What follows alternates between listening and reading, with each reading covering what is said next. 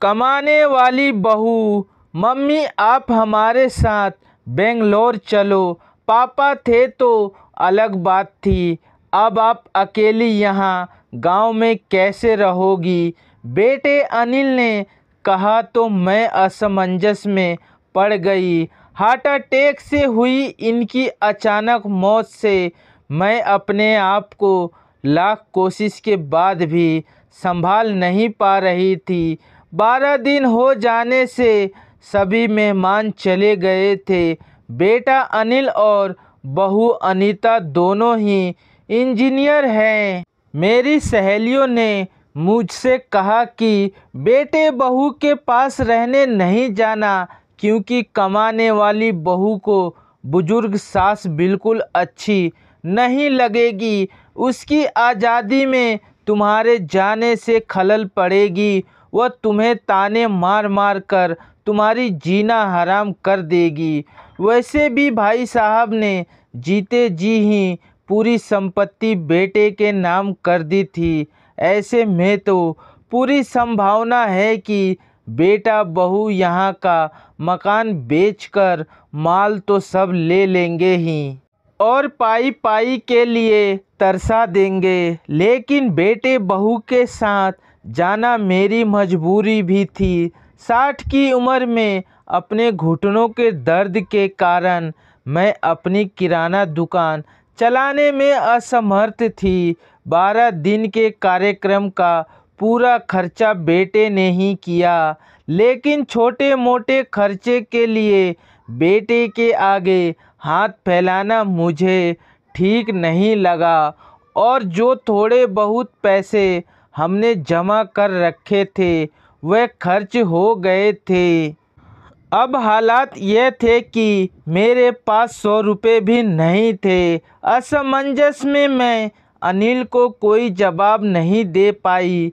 इतने में अनीता ने कहा, मम्मी जी बताइए कि कौन कौन सी साड़ियाँ रखनी है, मैं आपकी सूटकेस पैक कर देती हूँ। अनीता के ऐसा कहने पर मैं कुछ बोल नहीं पाई और चुपचाप इन लोगों के साथ बेंगलोर आ गई। अनिल और अनीता दोनों ही मेरा पूरा ख्याल रखते, सभी साथ ही में खाना खाते।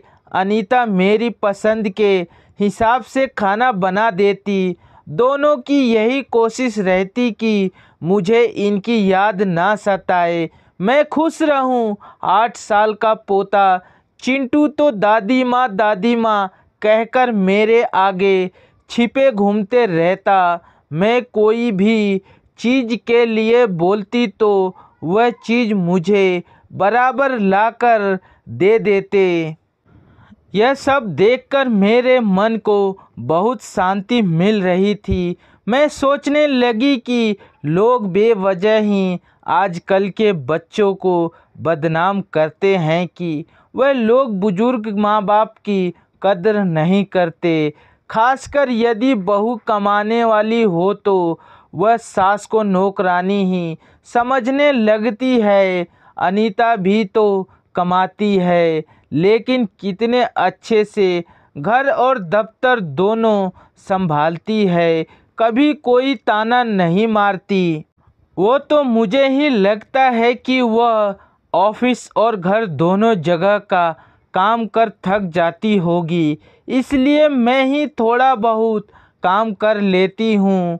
लेकिन बेटा बहू दोनों ने कभी भी मुझे किसी काम के लिए नहीं कहा। 1 महीना कैसे बीत गया पता ही नहीं चला। आज सबने बाहर घूमने का कार्यक्रम बनाया। मॉल में घूमते घूमते अनिल और अनीता एक दुकान से कुछ खरीदने लगे और मैं और चिंटू थोड़ा आगे निकल गए। आइसक्रीम की दुकान पर चिंटू ने कहा, दादी माँ मुझे आइसक्रीम खानी है। मेरे ऊपर तो मानो बिजली गिर गई, क्योंकि मेरे पास तो पैसे थे ही नहीं। इतने दिनों में पैसों की कोई ज़रूरत महसूस भी नहीं हुई थी। अब क्या करूं? मेरा उतरा हुआ चेहरा देखकर चिंटू ने फिर कहा, दादी माँ प्लीज़ ले लीजिए ना। सॉरी बेटा, मैं अपना पर्स घर में ही भूल गई। मेरे ऐसा कहने पर चिंटू ने मेरी तरफ कुछ अजीब नज़रों से देखा। उसे लगा कि आइसक्रीम ना दिलाना पड़े इसलिए मैं बहाना मार रही हूँ, लेकिन मैं कर भी क्या सकती थी। मुझे अपनी बेबसी पर रोना आने लगा। मैं कैसी दादी हूँ कि अपने पोते को आइसक्रीम भी नहीं दिला सकती। इनके जाने के बाद पहली बार मैं अपने आप को बहुत ही असहाय महसूस कर रही थी। हमने बाहर डिनर किया। अनीता ने मेरे पसंद की काजू करी ऑर्डर की, लेकिन मुझे उसमें भी स्वाद नहीं आ रहा था। घर आने पर थोड़ी देर सभी ने टीवी देखी। अनिल सोने चला गया और अनीता चिंटू के कमरे में गई ताकि मच्छर की टिकिया लाकर उसे ब्लैंकेट आदि देकर सुला दे। मैं भी अपने कमरे में सोने जाने लगी। इतने में मुझे चिंटू की आवाज़ सुनाई दी। मम्मी, दादी माँ बहुत ही कंजूस है। तू ऐसे कैसे बोल रहा है? हाँ मामी, आज मॉल में घूमते वक्त मैंने दादी माँ को आइसक्रीम दिलाने के लिए कहा तो उन्होंने कहा कि वह अपना पर्स घर पर ही भूल आई हैं। कितना अच्छा है ना मम्मी कि बाहर जाओ तो पर्स ही साथ में ना ले जाओ, तो कुछ खर्चा ही नहीं होगा। कंजूस दादी माँ। यह क्या है चिंटू? दादी माँ के लिए ऐसा बोलते वक्त तुम्हें जरा भी विचार नहीं आया? क्या तुम उनके दुख को समझ सकते हो कि वह फिलहाल कितने दुख में हैं? दादी माँ को क्या दुख है? बेटा, अभी तक दादी माँ और दादाजी गांव में एक साथ रहते थे। अब अचानक दादाजी हम सबको छोड़कर चले गए। जिस व्यक्ति के साथ हम 24 घंटे रहते हैं, साथ में उठते बैठते हैं, साथ में खाना खाते हैं, अपना दुख सुख शेयर करते हैं, वही व्यक्ति अचानक हमसे बहुत दूर चला जाता है तो कितना दुख होता है, यह अभी तुम नहीं समझ सकते हो। सोचो, अचानक तुम्हारे मम्मी पापा तुमसे बहुत दूर चले जाएं, इतना दूर कि कभी वापस ना आए, तो क्या तुम्हें दुख नहीं होगा? नहीं मम्मी, मैं आप लोगों के बिना नहीं रह सकता। बेटा, फिर सोचो, दादी माँ दादाजी के बिना कैसे रह रही होंगी। ऐसी स्थिति में यदि वह अपना पर्स घर में भूल गई तो तुमने उन्हें कंजूस तक कह दिया। तुम्हें तुम्हारे प्रति उनका प्यार नहीं दिखा। जब भी तुम्हें स्कूल में आने में 5-10 मिनट की भी देरी हो जाती है तो वह लगातार बालकनी में खड़े होकर तुम्हारा रास्ता देखती रहती हैं।